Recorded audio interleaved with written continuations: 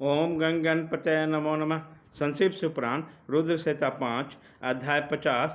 शुक्राचार्य की घोर तपस्या, इनको शिव जी को चित्ररत्न अर्पण करना, अष्टमूर्तियों तक स्तोत्र द्वारा उसका स्तवन करना, शिव जी के प्रसन्न होकर उन्हें मृत संजीवनी विद्या तथा न्याय वर प्रदान करना।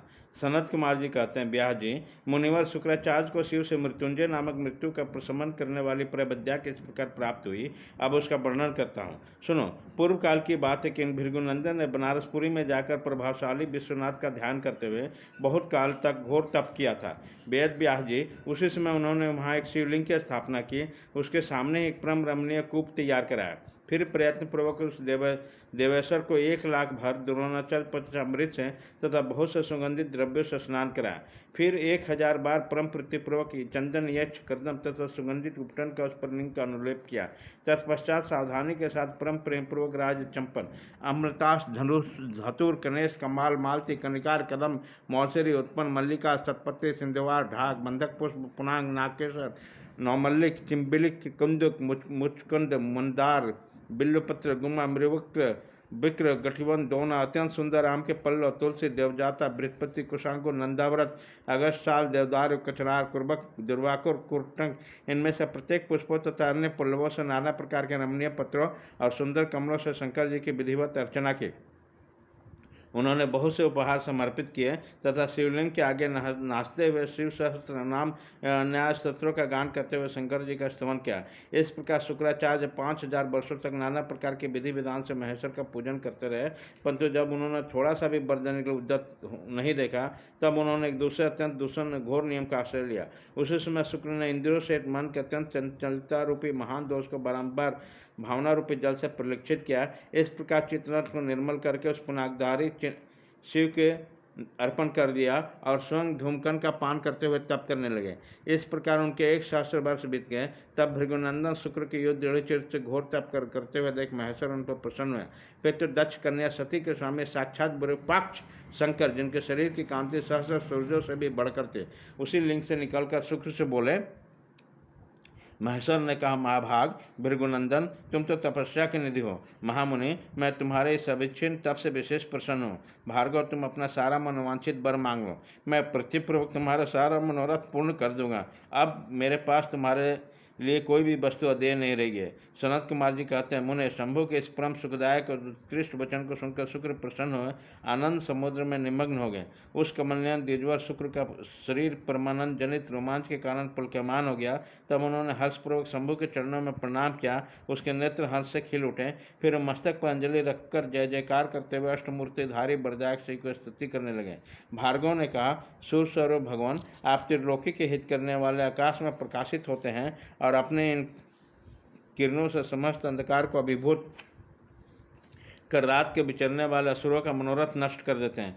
जगदीश्वर, आपको नमस्कार है। घोर अंधकार के लिए चंद्र स्वरूप शंकर, आप अमृत के प्रभाव से परिपूर्ण तथा जगत के सभी प्राणियों के नेत्र हैं। आप अपनी अमृया तेजमय किरणों से आकाश में भूतल पर अपार प्रकाश फैलाते हैं, जिससे सारा अंधकार दूर हो जाता है। आपको प्रणाम है। सर्वव्यापिन, आप पावन पथ योग मार्ग का आश्रय लेने वाला सदा गति तथा उपास्य देव हैं।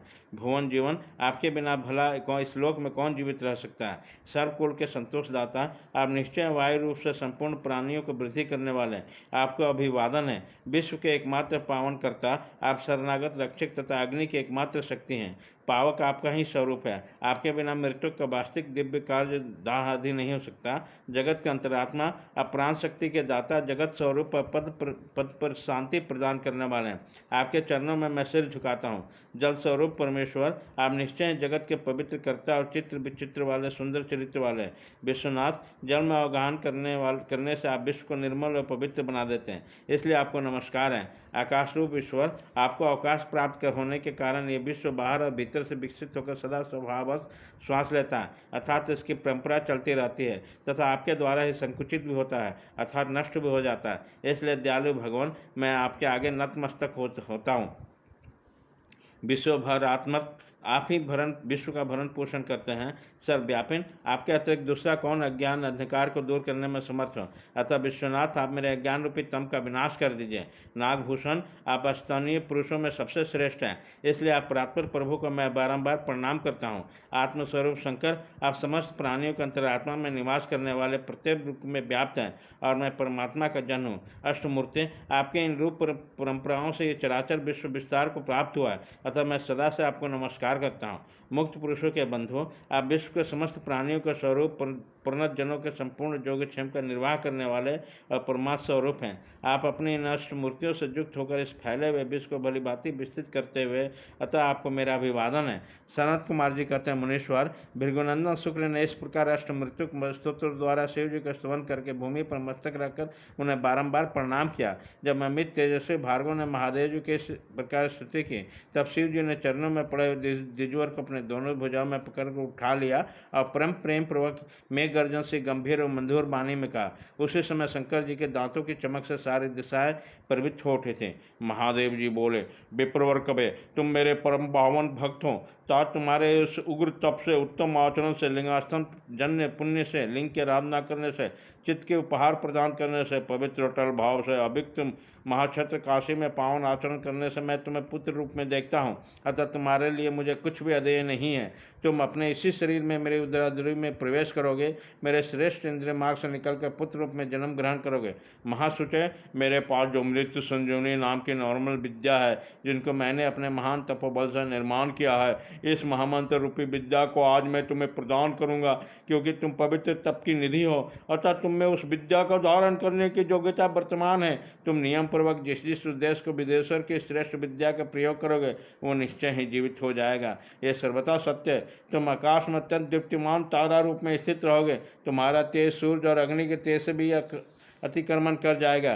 तुम ग्रहों में प्रधान माने जाओगे। जो स्त्री या पुरुष तुम्हारे सम्मुख रहने पर यात्रा करेंगे, उसकी सारी कार्य तुम्हारी दृष्टि पड़ने पर नष्ट हो जाएगी। सुवर्त, तुम्हारे उदय हो जाने पर जगत के मनुष्यों के विवाह आदि समस्त धर्म कार्य सफल होंगे। सभी नंदा, प्रतिपदा, षष्ठी और एकादशी तिथियों में तुम्हारे संयोग से शुभ हो जाएगी और तुम्हारे भक्त वीर संपन्न बहुत से संतान वाले होंगे। तुम्हारे द्वारा स्थापित किया हुआ शिवलिंग शुक्रेश के नाम से विख्यात होगा। जो मनुष्य इस लिंग की अर्चना करेंगे, उसे सिद्धि प्राप्त हो जाएगी। जो लोग बस प्रेम नवव्रत प्रायण होकर शुक्रवार के दिन शुक्रकूप के जल से सारी क्रियाएं संपन्न करके शुक्रेश की अर्चना करेंगे, उन्हें जिस फल की प्राप्ति होगी वह मुझसे श्रवण करो।